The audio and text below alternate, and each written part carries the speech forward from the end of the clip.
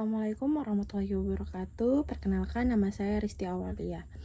NPM saya 2440149949. Di sini saya akan menjelaskan bab 3 tentang sejarah dan perkembangan bahasa Indonesia. Ada asal-usul bahasa Indonesia, perkembangan bahasa, Indonesia sebagai bahasa nasional, bahasa Indonesia sebagai bahasa resmi negara. Di sini saya akan membahas tentang asal-usul bahasa Indonesia. Bahasa Indonesia merupakan bahasa resmi Republik Indonesia yang berasal dari Melayu. Bahasa ini memiliki sejarah panjang, kaitannya dengan perkembangan budaya, politik, dan sosial di Nusantara. Bahasa Melayu telah digunakan sebagai lingua franca di kepulauan ini jauh sebelum Indonesia. Sifatnya yang sederhana, mudah sejak zaman Kerajaan Sriwijaya abad ke-7 hingga ke-13. Bahasa Melayu telah menjadi alat komunikasi penting untuk perdagangan dan diplomasi baik di dalam negara maupun antar negara. Di sini lagi saya akan membahas tentang perkembangan bahasa Indonesia sebagai bahasa nasional. Nah, di sini bahasa Indonesia memiliki perjalanan yang unik dalam perkembangan sebagai bahasa nasional.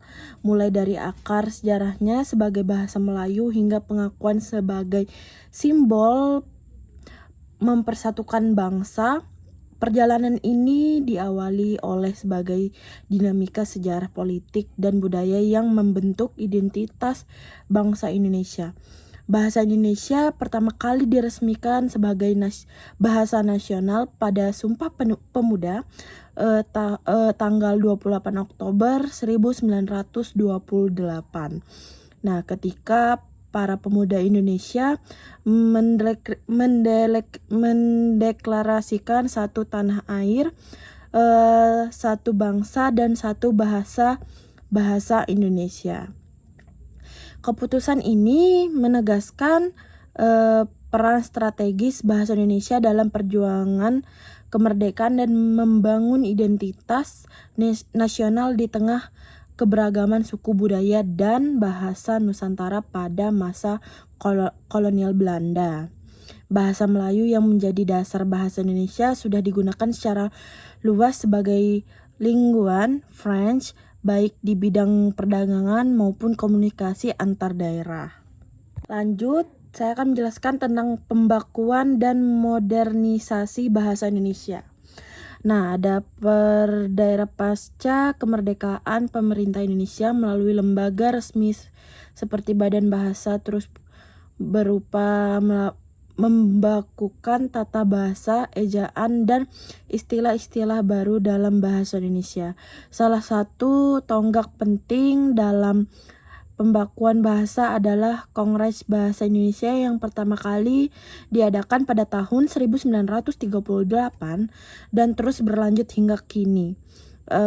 Melalui kongres ini kebijakan linguistik dan pengembangan kosakata dirumuskan IYD, misalnya merupakan langkah penting dalam menyeragamkan ejaan bahasa Indonesia. Bahasa Indonesia di era modern ini sekarang, di era globalisasi, peran bahasa Indonesia semakin diperkuat dengan meningkatkan penggunaan di berbagai bidang seperti teknologi, media, dan komunikasi digital. Pemerintah juga mendorong promosi bahasa Indonesia di kancah Indonesia melalui program diplomasi budaya seperti pengajaran bahasa Inggris, bahasa Indonesia sebagai bahasa resmi negara.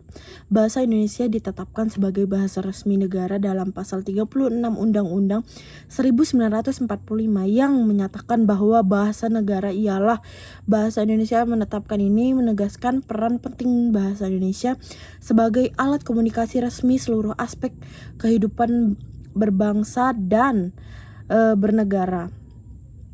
Bahasa Indonesia digunakan dalam penyelenggaraan administrasi, pemerintah, sistem hukum, pendidikan, media massa, serta komunikasi formal lainnya. Hal ini memberikan landasan hukum yang kuat bagi penggunaan dalam segala aktivitas resmi di Indonesia. ada penggunaan bahasa Indonesia dalam kehidupan resmi. Sebagai bahasa resmi, bahasa Indonesia digunakan dalam berbagai ranah formal di bidang administrasi negara.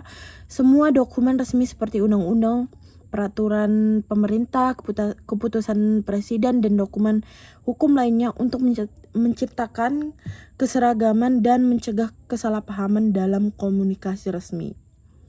Selain itu, bahasa Indonesia juga digunakan sebagai bahasa pengantar utama dalam pendidikan di seluruh jenjang, mulai penting dalam penyebaran ilmu pengetahuan dan membentuknya karakter bangsa. Di bidang hukum, bahasa Indonesia utama dalam peradilan, penyusunan kotak, dan komunikasi hukum lainnya. Tentang dalam penggunaan bahasa Indonesia sebagai bahasa resmi.